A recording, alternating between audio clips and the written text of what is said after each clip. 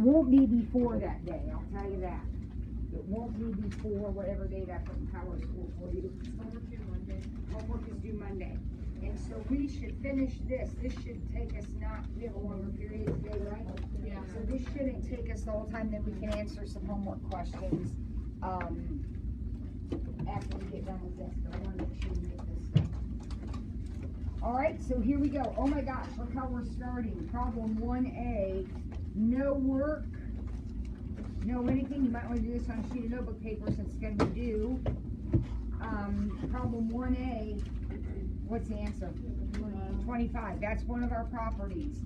7 to the left base 7, all cancels out, and the answer is just 25. Oh my gosh, B, no work necessary. What's that one? -4, LNE, always cancels out. Oh my gosh, this is so easy. All right, C, now, C requires a little bit more effort. Not much, but a little bit. That equation doesn't make any sense to me. Maybe it does to you. My brain immediately translates that into what? What is the exponent for? X to the 1/4 equals 3. Now, what does X to the 1/4 mean? The 4th root. So how am I going to solve this? What am I going to have to do to solve it? I don't want to take the 4th root of both sides. That's what I got. 3 to the 4th. I want to raise both sides to the 4th power. Won't that give me X? So X ends up equaling 81. Remember, X to the 1/4 is the 4th root. To get rid of a 4th root, you are going to raise both sides to the 4th power. So the answer is 81. D is kind of the same. Okay, sort of the same. There's a little bit of a extra thing here. This guy right here needs to be handled before we go on to step 2. We have to do something with him, and you have 2 options, really. What can you think of? One option? What's one option we have? What? Divide it out, and that's by far the easiest. So I'm going to go ahead and do that. I'm going to divide both sides by 3. That's the easiest. Can anybody think of the other way you could deal with this? This is actually an exponent, and it could be written as, x plus 5 to the 3rd. But why in the world would we do that when we can get rid of it altogether? I don't have this page. Honey, then take a picture of somebody else's. This is, I don't know what to tell you. I don't know. Okay. Now, the paper's not important. Just take a picture of it. You're doing it on another sheet of notebook paper. Now what do? Same thing we did over here. We translate that. What does that translate into? 6 to the 1st. 6 to the 1st equals x plus 5. So x equals 1. The answer to the question is 1. All right, what about E? Now, this is a no calculator problem. So you're looking at this thinking, oh my gosh, this is awful. But remember, radicals don't live in logarithm land, right? So what am I going to do with that radical? What exponent is it? So it's 121 to the 1/5. And then, if I'm going to do this with no calculator, I have to rig it. I can't just randomly make up numbers. So what's special about 121? It's 11 squared. So what I really have here is a log base 11 of 11 to the 2/5. Would you agree with that? Because 121 is 11 squared to the 1/5. So at this point, you have a choice. You can either recognize these are always going to cancel out, and the answer is 2/5. Or you can do what we did in the last 2 problems. You could translate this, and what would it say in translated form? 11 to the x equals 11 to the 2/5. So does it make sense to you that the answer would be 2/5? Yep. All right, F. Okay, now F we have to be careful of.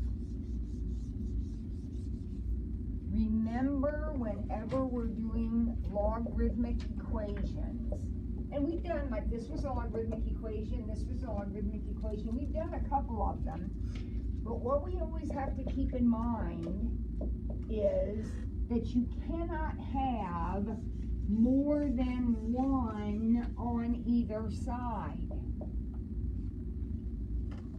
So you can't do anything until you get this condensed, okay? How is this gonna condense? Since the logarithms are added, we know the numbers are multiplied. So we can put these two logarithms together into one by multiplying those two numbers. This is exactly the same thing, only because that's a subtraction, excuse me, we will do what? Divide.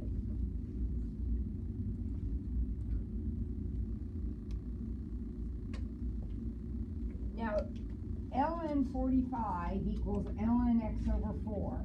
In other words, ln red equals ln green.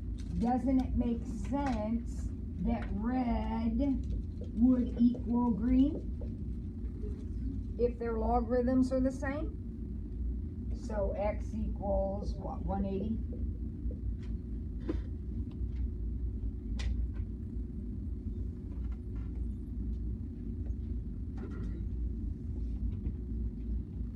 Now G, we got the same thing going on, except obviously different base, that's irrelevant. But we don't have any logarithms on one side. But we got these two over here, and you don't want that. You don't want that. So you've got to put those together. So how will they go together? As a division. So the log base 11 of x plus 2 over 3. Is that okay with everybody? Now, Patty, paying attention, honey? Yes. Okay. That equation is different than this one, because in this one we had logarithms on both sides.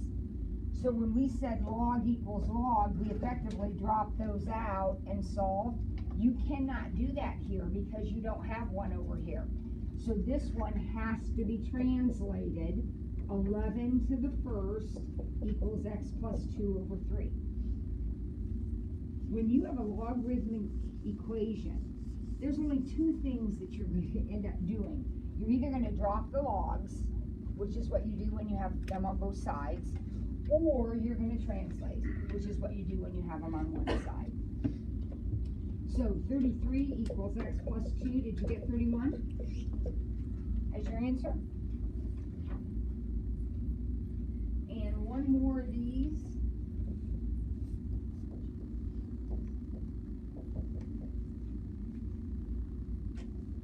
Now, LNEs cancel out. We know that. But not at this point, because there's too much stuff in here. So we need to do something with all of this. So what about that radical?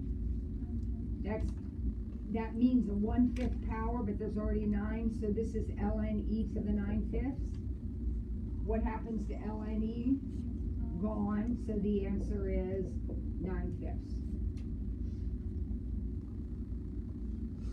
Anybody have a question about part 1? Any of those, what, 8 or 9 problems there you have an issue with? See, manageable enough? All right, let's go on to the next part. Number 2 says write the equation of the exponential function. I hope I remember to turn this thing on. Oh yeah. Write the equation of the exponential function. Okay, what do exponential functions look like? What's their general form? A times B. Exactly. Y equals A times B to the X. That's my goal. So anybody remember how we do this? Like the point in, put 1/2 equals A, B to the 0. So I'm going to plug a point in, and the point I always start with is the one with the 0. So she's exactly right. So 1/2 goes in for y, and 0 goes in for x. Now, after we did several of these in class, some of you noticed that A is always, well, whatever that number is, that's what A is going to turn out to be every time. We call that our initial value. So whatever's going on in this problem, that's how many I started with. So y equals 1/2 b to the x is where I'm at right now. If you remember that your y-intercept is always your A, you can actually skip right to this, because that will always be the case, always, always, always. Okay, then what do? Plug in the other point, so 8/9 equals 1/2 b to the negative second. Now, how do I solve that? Divide by 1/2, which I prefer to think of that as multiplying by 2, but it's the same thing. So 16/9 equals b to the negative second.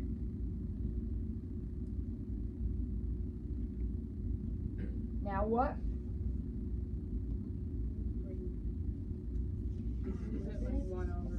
B to the negative second means 1 over.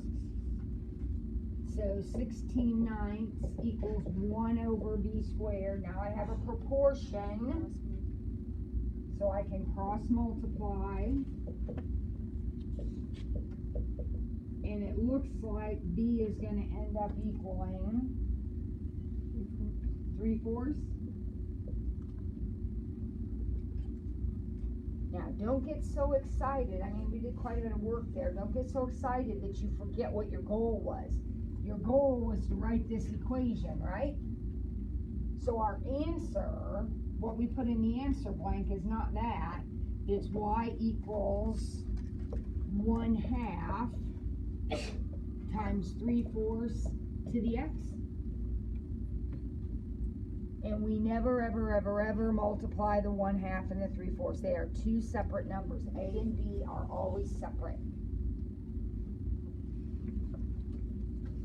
Okay.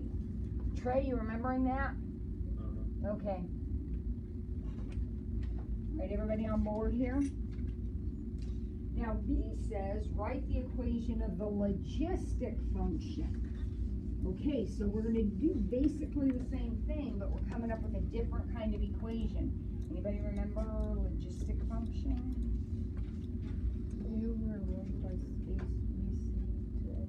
The format is A over 1 plus BC to the X. Yes, Caitlin, that's it. You got to remember that. That's probably the hardest part, is remembering that.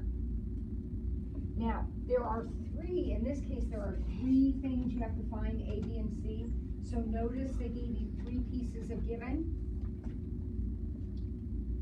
Do you remember which one we start with? The really, really super simple one? The limit to growth. The limit to, this is a logistic function. Remember, it has 2 asymptotes. The top asymptote is called the limit to growth, and it is A. So you don't have to do any work. You can look at this problem and tell that A is 3. So we can put that in right now. The limit to growth is the A.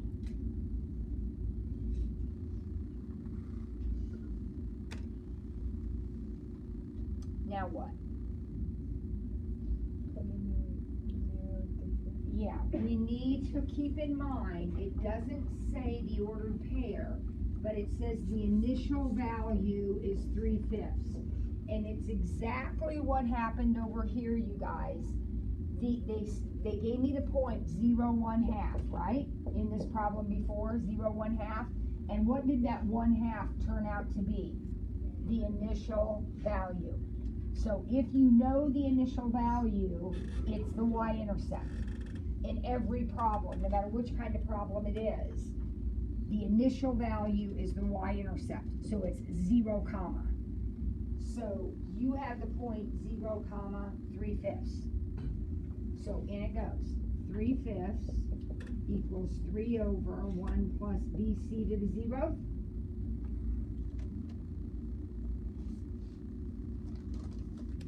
And of course, what's the beautiful, beautiful thing? Anything to the 0 power is 1. So basically, we have 3/5 equals 3 over 1 plus b.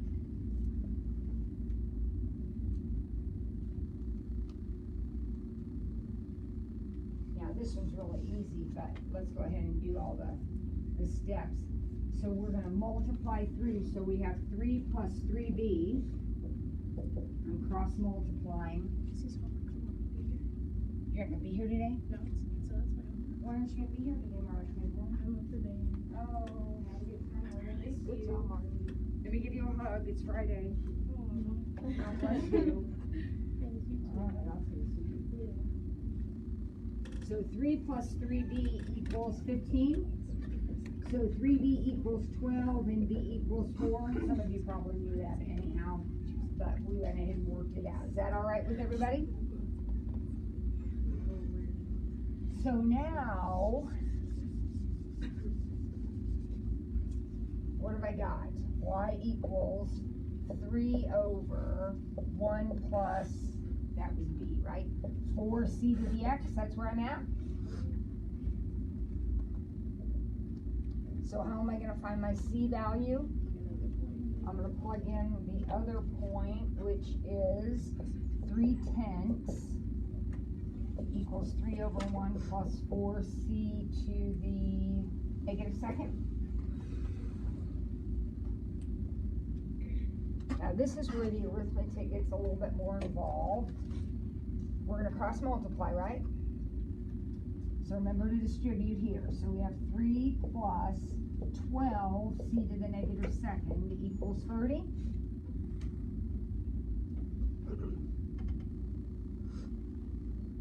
So 12c to the -2nd equals 27. And c to the -2nd equals 27 twelfths, probably reduces to something. 9/4.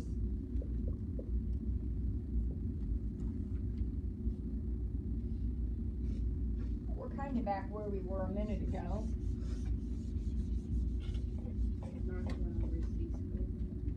Think of that as 1 over c squared equals 9/4. So 9c squared equals 4, c squared is 4/9, and c equals 2/3.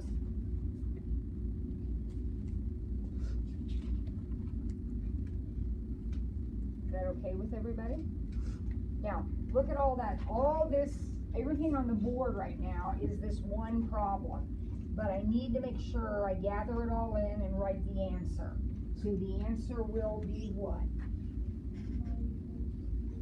Y equals 3 over 1 plus 4 times 2/3 to the x. And the 4 and the 2/3 stay separate, just like they did in the exponential. You do not combine those two. They're two separate numbers.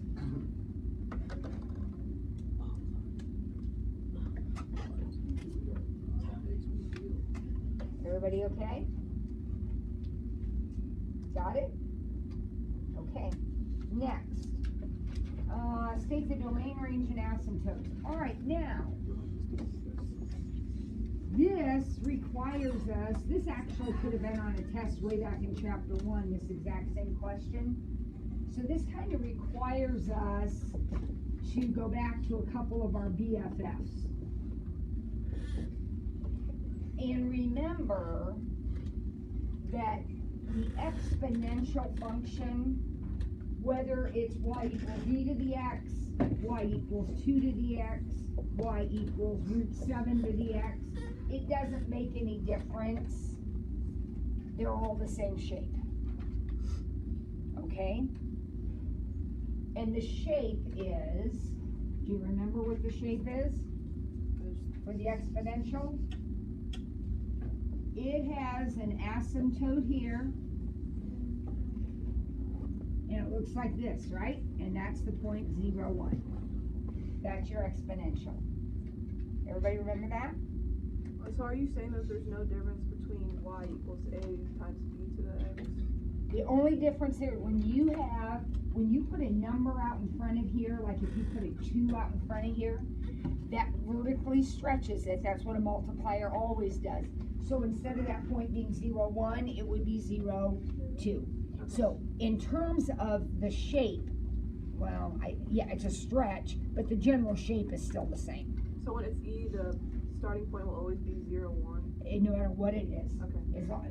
Whether it's E or 2 or root 17, it doesn't matter. Okay. That will always be 0, 1 unless you do something to the equation. Like put a multiplier in it or add something. The base equation, regardless of the base, is going to contain 0, 1. Okay. Okay? Every exponential. Now, take a look at letter B then. I'm looking in part 3. Since we started out talking about the exponential, I'm looking at B. This is a picture of y equals 2 to the x. Okay? It's a picture of y equals e to the x. It's a picture of y equals everything to the x. Everything bigger than 1 to the x. Okay? Now, I'm adding 2 to it. Alright, so we're going to think about now, that's our picture, but we're adding 2 out here at the end. What does that do when you add 2 to it? Lifts it up 2. So instead of the asymptote being at y equals 0, everything in the picture gets lifted up 2, so now your asymptote is up there at 2. And instead of the point being 0, 1, now the point is 0, 3. But your picture looks exactly the same in terms of shape. So it says, what are the domain, range, and asymptotes? Okay, so here's our picture. What's the domain? All real numbers. All the way to the left, all the way to the right. All real numbers is your domain. What's your range? Be careful. You gotta be bigger than 2. So your range would be everything from 2 to infinity. Am I including 2? No, it's an asymptote, and you never include infinity. So there's your range. And then your asymptote we've already labeled. The asymptote is y equals 2. Remember, in an exponential, the asymptote starts out at y equals 0. You memorize that shape. You should already know that. It's going to stay y equals 0 unless you pick the picture up, right? And move it. Okay, now the logarithmic function. Again, think of your BFF. I know that you memorize ln x, but it could be log base 2 of x. It could be log base 13 of x. It doesn't make any difference. The logarithmic function has an asymptote here and looks like this, and this is the point 1, 0. So when I look at problem A, it says y equals log x would be this. That's a base 10, right? So that's this. But I am subtracting 1 inside the parentheses with the x. So what does that do to this picture? This is the basic picture. What has this done? Moved it to the right 1.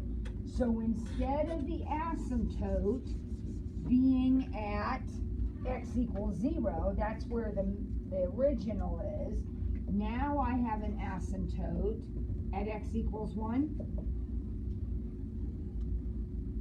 And that point that was at 1, 0 is now at 2, 0. And the picture looks exactly the same as it looked before. So what's my domain?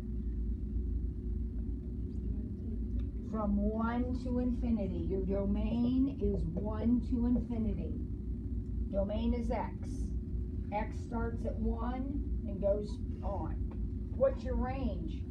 All real numbers. And your asymptote that was at x equals 0, that's where the logarithmic asymptote is, has been shifted, so now your asymptote's at x equals 1.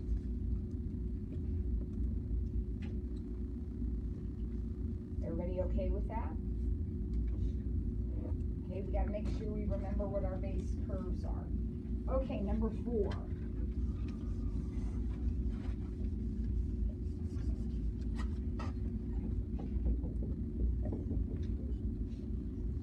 What is another way to write this equation? Is it growth or decay and sketch by plotting some points?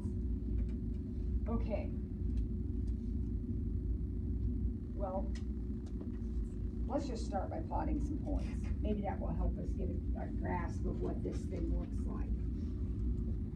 Alright, so here we go. Let's plot some points. What that means, boys and girls, is we're going to set up a T-chart. I'll just plot the standard 5 points. You know, over your career as a mathematician, you've plotted a lot of things and you just set up a T-chart. Here we go. Be careful. What do I get when I put in -2? Be careful. I get 16, don't I? Everybody getting 16? Notice this is a no calculator question, so you're going to have to be able to do that without a calculator. How about -1? What does that give me? 4? How about 0? Duh! What point does every exponential contain unless you've multiplied it by something or added or something? It always contains the point 0, 1. Put a 1 in, we get 1/4. And put a 2 in, we get 1/16. Alright, so let's plot these and see what it looks like. Here's 0, 1. -1/4. Oh shoot, that's going to be clear up here.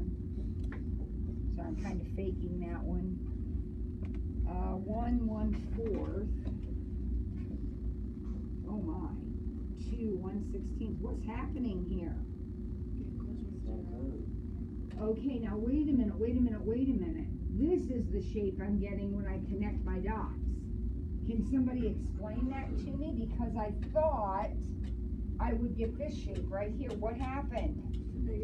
-x. What happens to a picture when you change the sign on x? When you put a negative on the x, you have a reflection, right? And which way does it reflect? Across the y-axis. Isn't that exactly what happened? Didn't we reflect across the y-axis? Would you say that's a growth or decay equation? Decay. That's decay.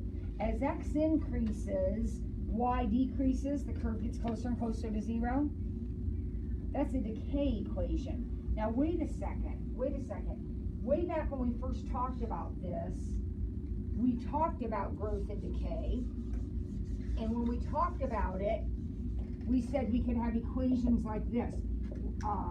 1.23 to the x versus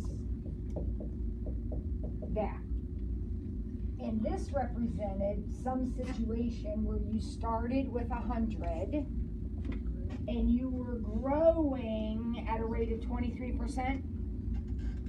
And this one represented a situation where you started with 100, but you were decreasing by 19%. Remember that conversation? And I remember distinctly us talking about, okay, if you're growing, that number is going to be more than 1 because it's 1 plus something. And if you're decaying, it's 1 minus something. Wait a second. That number's bigger than 1. Why is this a decay problem? Because it's really 1/4 to the x. That's another way of writing that equation. That equation is really 1/4 because it has a negative exponent. So when you think about it as 1/4 to the x, it makes perfectly good sense that it's a decay, right? Because 1/4 is less than 1. Okay, so 3-part question, graph it by plotting points, we did that. Another way of writing it, 1/4 to the x, and obviously it's a decay problem, you can tell that from the picture. Everybody good? Okay. Now I think everything else is calculators, so let's get our calculators out and jump in here. number 5. If number 5 were log base 4 of 16, that can be done without a calculator because 16 is a power of 4. So the answer to that one would be 2. But you can't do this without a calculator because 27 is not a power of 4. So what are we going to do?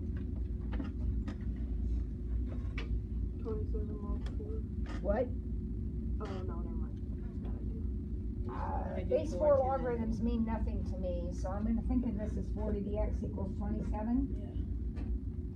Now, look where your variable is. When your variable is an exponent, and I'm thinking ahead to all the word problems we're going to do, when your variable is an exponent, you're going to take the logarithm of both sides. Now, why would I take the logarithm of both sides? So that this guy does what? Comes out in front.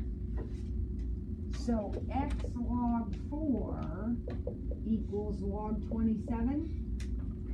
So what does x end up equaling? The log of 27 over the log of 4. So then I can go to my calculator, make sure I type it in right, and we should all practice this so that when test day comes, we know we can do it. Did you get about 2.377?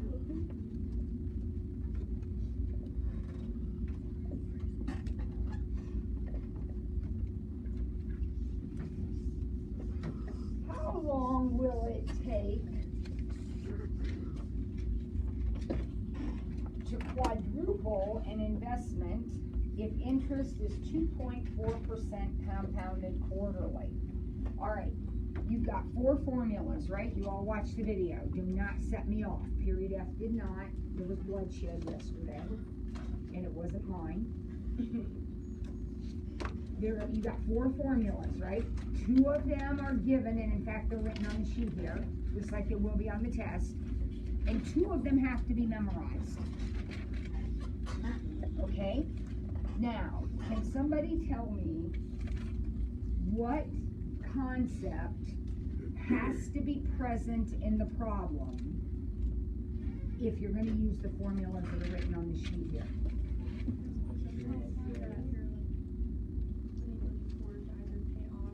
If you're making payments, there it is. You said it. Making payments. If you are making payments either into an account as an investment or to pay off a car or a house or a college loan or whatever, if you're paying off a loan or making regular payments to save for the future, payments, that's these. Now, am I making payments in problem number 6? No. I'm walking into the bank, I'm handing them some money, I'm going to come back, and I'm going to have 4 times as much, right? No payments involved.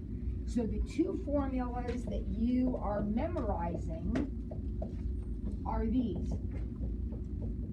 Which one of these is the one we want?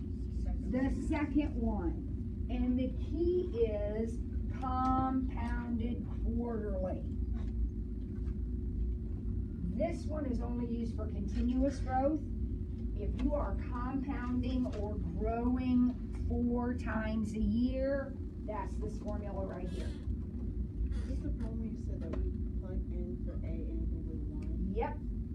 Because she says, I need to be able to have I gotta start plugging stuff in here. And they really didn't give me anything except an interest rate. So I don't know how much I started with, I don't know how much I ended with, and Morgan's right, if you watch the video, sometimes it doesn't matter. What matters in this problem is that I end up with 4 times what I started with. So start with whatever you want. What do you want to start with, DeAndre? How much money you want to start with? Doesn't matter. I know, that's why I'm asking. Pick a number. $100. $100. So he says I'm going to start with 100. If I start with 100, then I must end with 400. It is irrelevant how much you start with as long as you end with 4 times it. My interest rate they gave me, make sure you write it as a decimal, 0.024, compounded quarterly, and it says how long will it take. So how many years will it take to make this happen? All right. Now, notice where your exponent is, groupies. Or notice where your variable is, I meant. It's in the exponent, isn't it? Your variable is in the exponent. That means I'm going to use logarithms, but not yet. What has to happen first? Divide. Very good, Wyatt. I need to divide.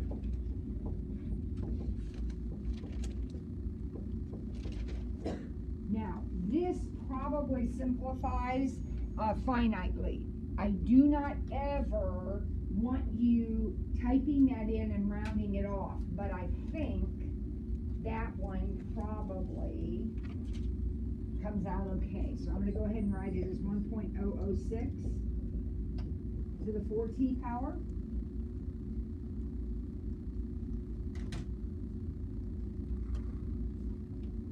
Now what?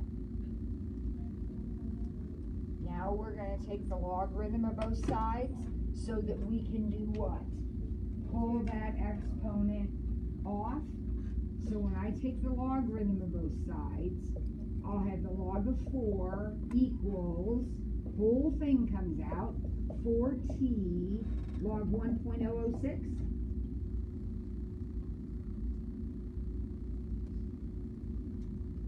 Now we're trying to figure out t, right?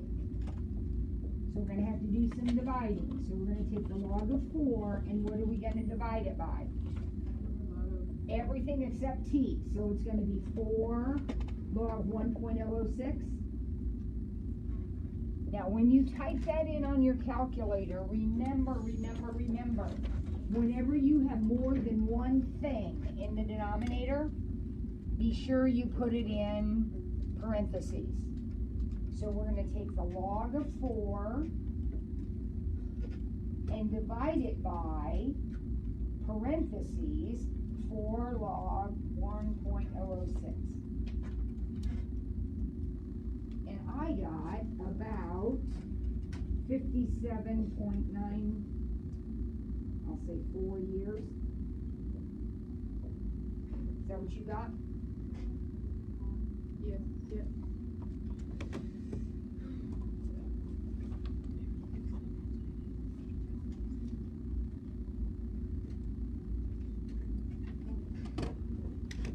So that's saying it took 57 years to make 400? Yep, for 100 to grow into 400. And it would take 57 years for 1,000 to grow into 4,000. Okay. Or for 100,000 to grow into 400,000. To quadruple your money is going to take 57 years at that interest rate. What is it like today, interest rate? That is actually, on like a normal savings, it's very bad right now. I mean, it's like, 0.00. yeah, well, it's not quite that low, but it's less than 1% on most accounts. Very low. Okay. Number 7. Find the interest rate necessary to grow 567 into 987 in 15 years if interest is compounded monthly. All right, so the first decision you have to make after you have carefully read the problem is, do I want that formula, that one, or one of the ones that's on the sheet? So read it again and tell me which formula we're going to use. The one we just used. If there is no mention of payments, then don't use the ones on the sheet. The ones on the sheet are for making payments. Okay? I can't say that enough. There shouldn't be any confusion. If you're not making payments, you're not using those. This says compounded monthly. This is your compound interest formula. So we're using that one again. So 987 equals 567 times 1 plus R over monthly 15 years.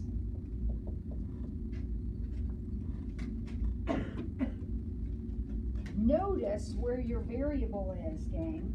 Is your variable in an exponent? That means no logarithms in this problem. Do not use logarithms.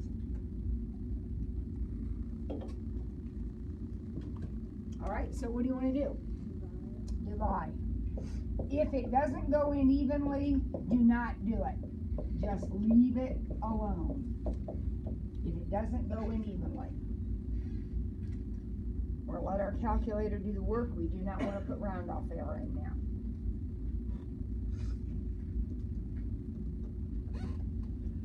And I want you to think about this for a second. What if this had been a squared?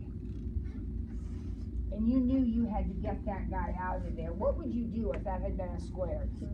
You'd square root both sides, right?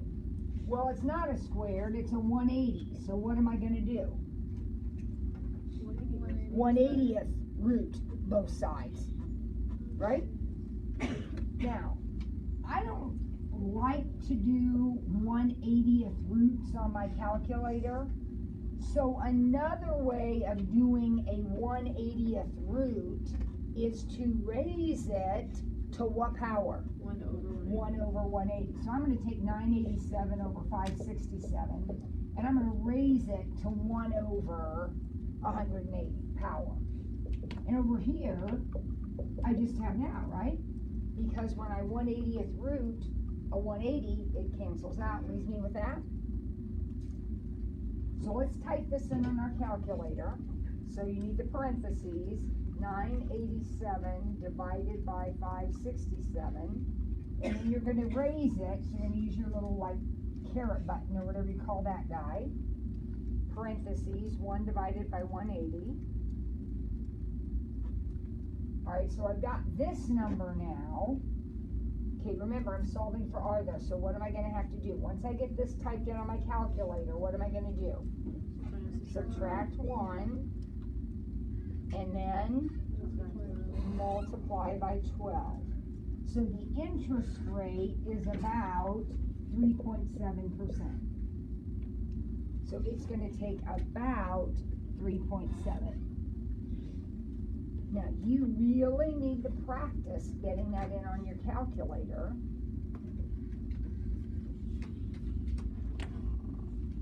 Sport. Yep. And you don't want to take the round off number, right? You just do this on your calculator? Yep. Okay, number 8.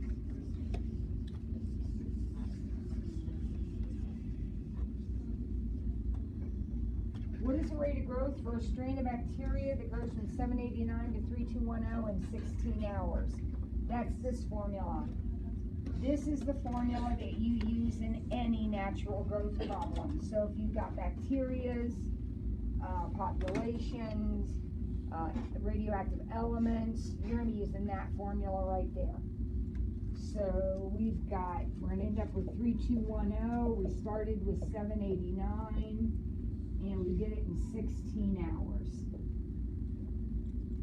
Now pay attention to where your variable is. Do you see where your variable is this time? It's an exponent. That means you're going to need logarithms. And since the problem has an E in it, instead of logging both sides, we'll ln both sides. But not yet, because what has to happen first?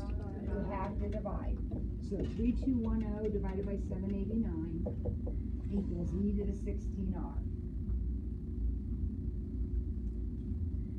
Now I'm going to ln both sides. So I have ln 3210 over 789. What happens over here when I ln this? It's just 16r. So we're going to find r by taking the log of 3210 over 789 and dividing it by 16.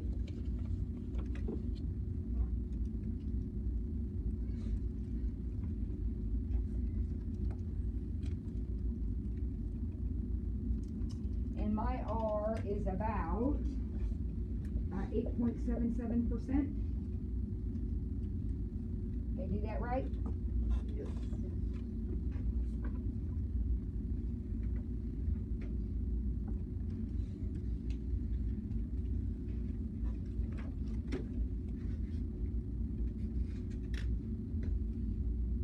Now I'm gonna skip to number 11.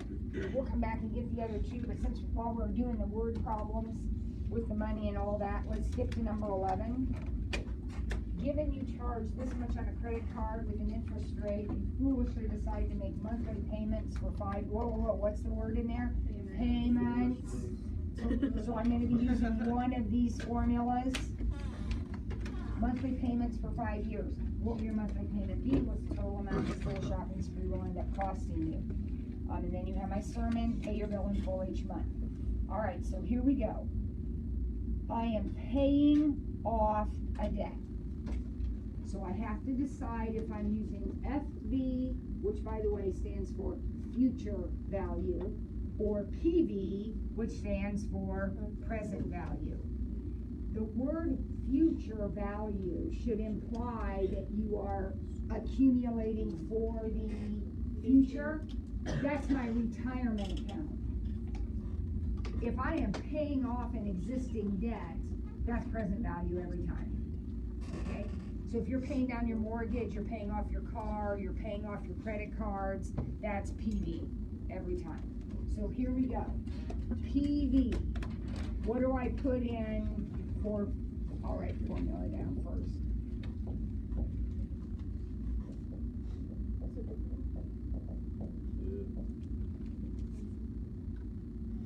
All right, so what goes where? Oh.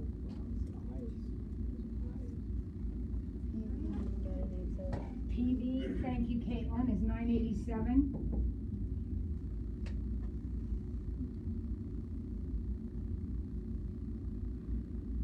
Okay, get your notes out from the video. I am not going to do this problem if you're not helping me. This is why you had to watch that video and take good notes so you knew what went where. R stays because R is the amount of the payment. That stays. And your rate's 0.2199. Your interest rate is 0.2199, but over 12. Thank you.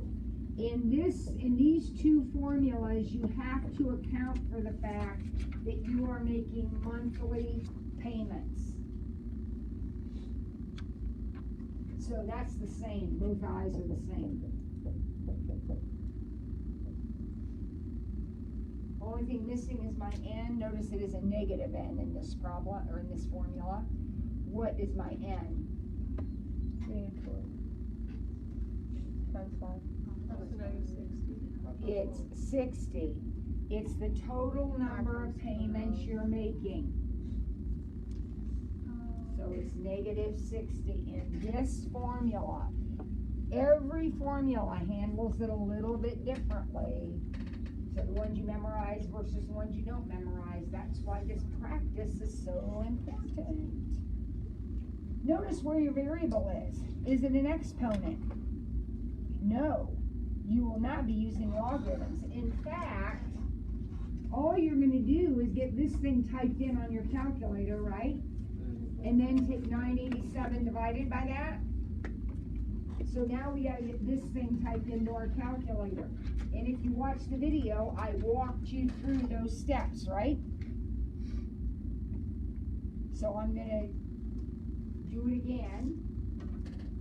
If you are having calculator issues, however, you are simply going to have to come in because I'm not going to take class time to work on your individual issues.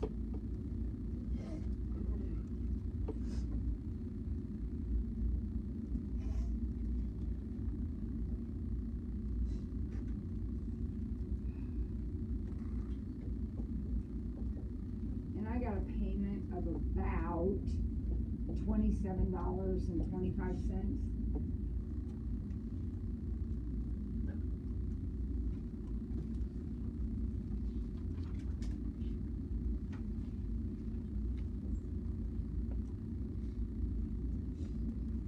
So if you're thinking, oh, that's not so bad, I can pay $27 a month, for 5 years. Let's see how much you will have paid altogether. Over the course, remember, you're doing that for 5 years, you will have paid $1,635.26. And what was your initial investment or your initial purchase? $987, and look how much you're paying extra. Almost double, not quite, but almost double. Dumb. Because chances are, by the time you get done paying this off 5 years later, you've even forgotten what this was. This was going out to eat or buying some shirt you didn't need, or something stupid probably. Don't do that. Don't do that. If you're gonna spend $987, make sure you've got it to pay off at the end of the month. Okay. Number 10. Again, if you got calculator issues, you need to come see me. Or get with your neighbor or figure it out. Number 10. They give you the formula here. This is a logistic type formula. Would you agree, just kind of the way it's set up? It's a logistic type. I believe that's a 420 on the top, but I can't really read it very well. Yeah, you got cut off. Yeah, I know, it got cut off. I think it's 420. I'll look at the answer. Yeah, 420. So this is my formula, and it gives the number of bees present in a hive after T hours. All right, so here we go. What is the maximum population of bees? You can tell from the equation. 420. Why is 420 the maximum? Because the number on top is the limit to growth. It's the asymptote, the ceiling on the growth of the problem. So you can look at this and say 420 bees. How many bees were present initially? Okay, that's asking for the initial value, right? And what do you know about the initial value? It's when x is 0. It's the y-intercept. So all we're going to do is put in 0. So we have 420 over 1 plus e to the first. Now, when you type this in on your calculator, make sure that denominator's in parentheses. Anytime you have more than one thing in the denominator, it has to be in parentheses. Do you remember how to get e? Second ln. So we've got about 113 bees present initially. There were about 113 bees initially.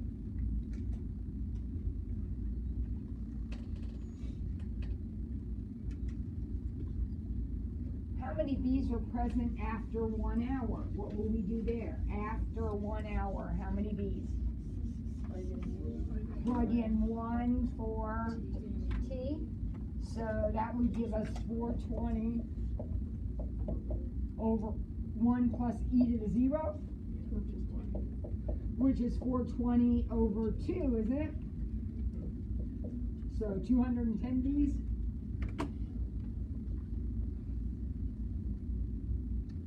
When will there be 350 bees?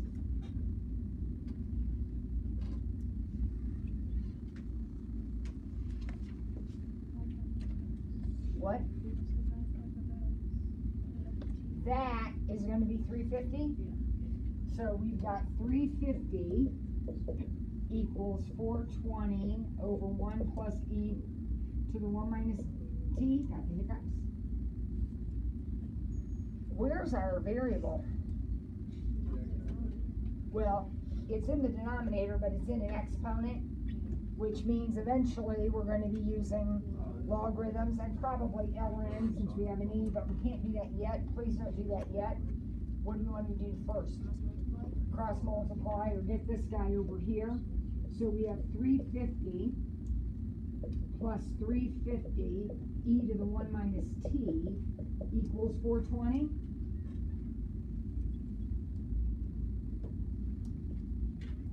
Would you agree with that? And then we'll subtract the 350.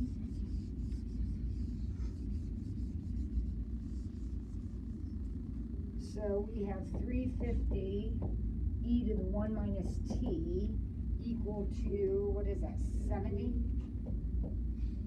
So e to the 1 minus t equals, does that divide? Yeah. 1/5? 0.2? Yeah. No, I thought that was 30. It is. It's 0.2.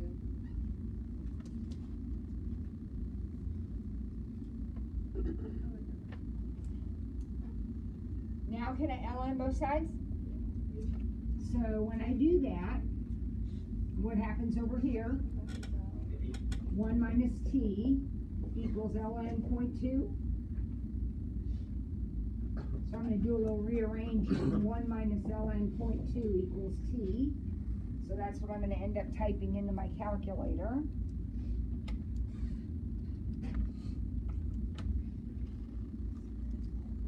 And I got about 2.6, and I can't remember, was it days, hours, years? Hours. So about 2.6 hours.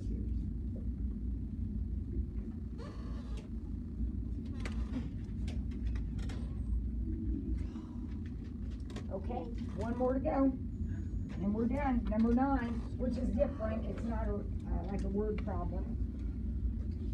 And I don't know if we've done anything like number 9. Let's see if we can figure it out. We're finding the log base x of the cube root of 25x squared. And then they give us some other information. But let's start right here. That should bother you because it has a radical in it. Right? So instead of writing a cube root, let's write it to the 1/3.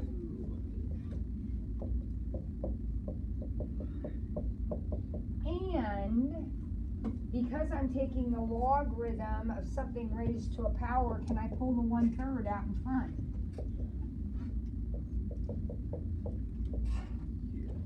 The answer is yes. That's one of our properties of logarithms. I'm going to pull it right out in front.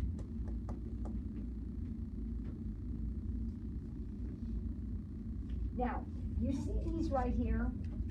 They're being multiplied, aren't they? So what if I decided I wanted to split them apart? I could do that. And if I split them apart, they would come apart as an addition. So this is the opposite of what we were doing at the very beginning of the period. At the beginning of the period, we were taking two logarithms and putting them together. Now I'm pulling them apart.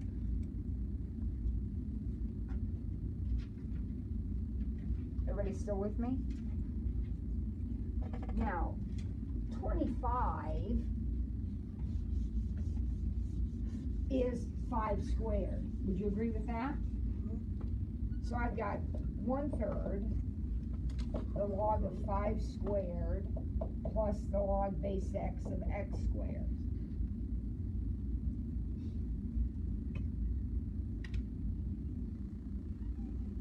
Now forget everything else, look right here. What can I do with that 2? Against the front. So not all the way to the front, but right here in the front. And what is the log base x of x squared? 2. Remember, you have a property that says the log base b of b to the nth is n. These cancel every time.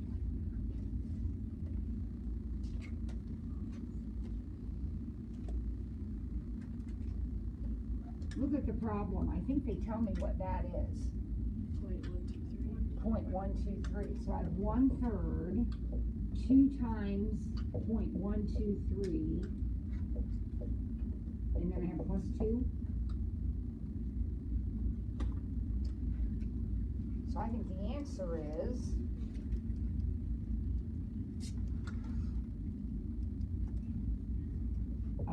out 0.7487.